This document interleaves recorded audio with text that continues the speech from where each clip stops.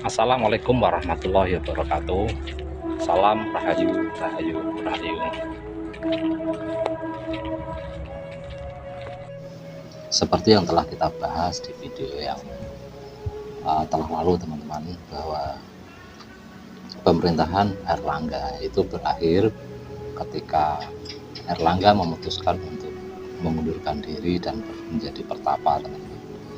Kemudian peristiwa ini terjadi pada sekitar tahun 1040-an dan diberikan kepada kedua putranya, yaitu Kahuripan itu dibagi menjadi dua.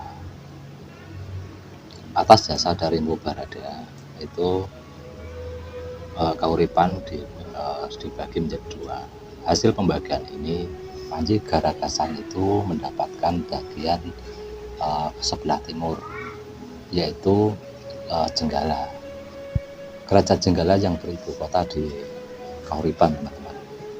Sedangkan yang sebelah barat, yaitu Dedah atau Kediri, teman-teman, itu diberikan kepada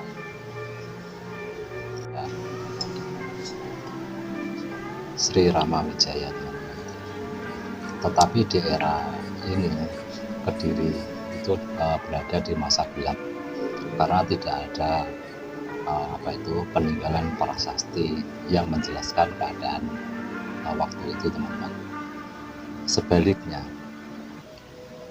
di Jenggala itu justru meninggalkan sebuah prasasti di era ini, teman-teman, yaitu era Panji Garagasan,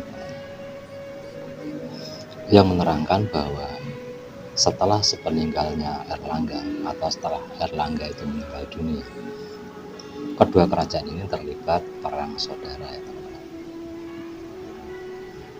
Dan diceritakan juga bahwa Jenggala itu berumur tidak panjang, meskipun pada kenyataannya Jenggala itu justru lebih maju dan lebih makmur daripada Kediri waktu itu, teman-teman.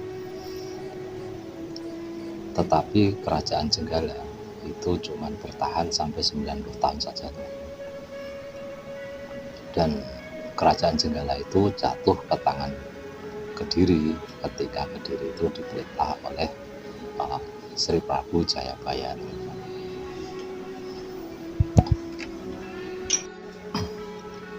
Teman-teman, peristiwa takluknya Jenggala terhadap Kediri itu tertulis di dalam prasasti Hantang, kira-kira tahun 1135 Masehi. Prasasti ini menceritakan tentang kejayaan Jayabaya, yaitu Raja Kediri. Diceritakan pula bahwa kekuasaan Jayabaya itu tercatat sebagai negara terkaya di seluruh dunia, teman-teman. Setidaknya Tiongkok Cina mencatat bahwa pemerintahan terkaya pada waktu itu adalah Kesultanan di Arab Saudi, Jawa, dan Sriwijaya, teman-teman. Teman-teman, di masa pemerintahan Jayabaya ini, pemerintah Kediri memiliki slogan yang sangat terkenal sekali, teman-teman, yaitu Panjalu Jayati, yang artinya Kediri menang. Menang dalam arti menang terhadap Jenggala dan juga menang terhadap persaingan jalur perdagangan di Nusantara, teman-teman, sampai-sampai mendapat pengakuan dari dunia. Semua ini tercatat atau diriwayatkan di catatan Cina, teman-teman. Pada tahun 1136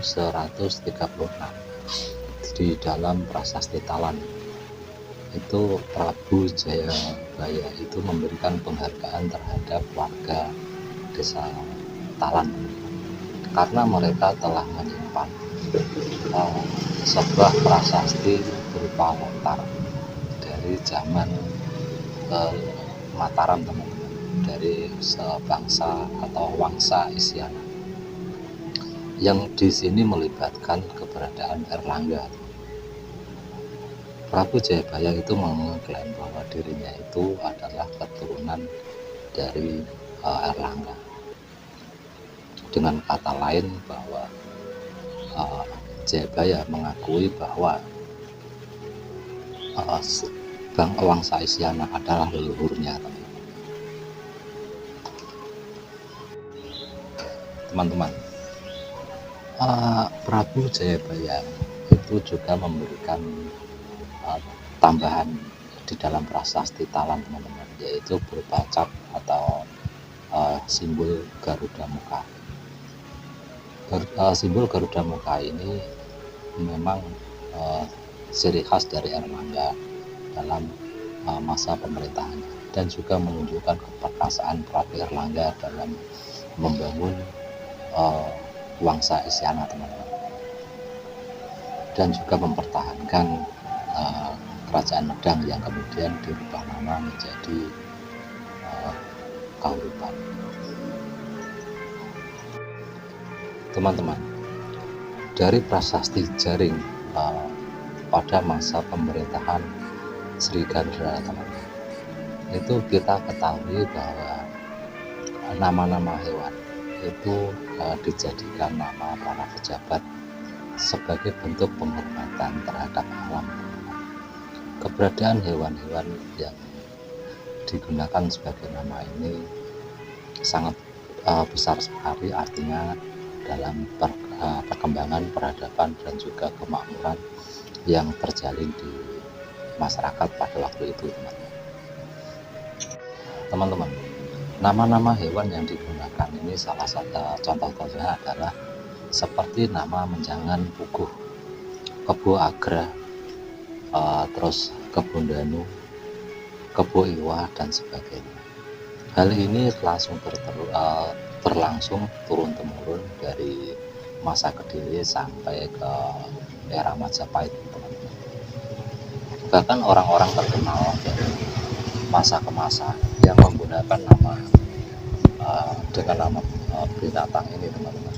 Salah satu contoh-contoh lainnya adalah seperti Gajah Mada, Mahapati dari Majapahit.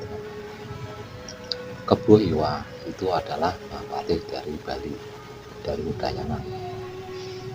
Ada lagi yang dari kayak Mahesasura, Lembu Sora, dan lain-lain.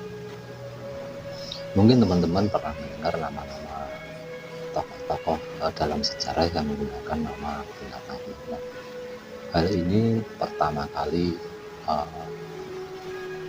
digunakan atau muncul dan dapat diketahui adalah masa pemerintahan Sri Gandra dari Kediri, teman-teman.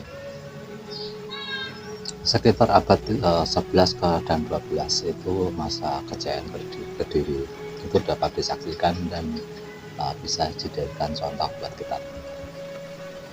Ya memang pada masa-masa inilah yang menjadi inspirasi dari kerajaan-kerajaan selanjutnya untuk mengembangkan diri. Karena pada masa inilah kerajaan Nusantara itu Kediri itu menjalin hubungan bilateral antar negara lain seperti Tiongkok, India, bahkan ke Sriwijaya dan yang lain-lain.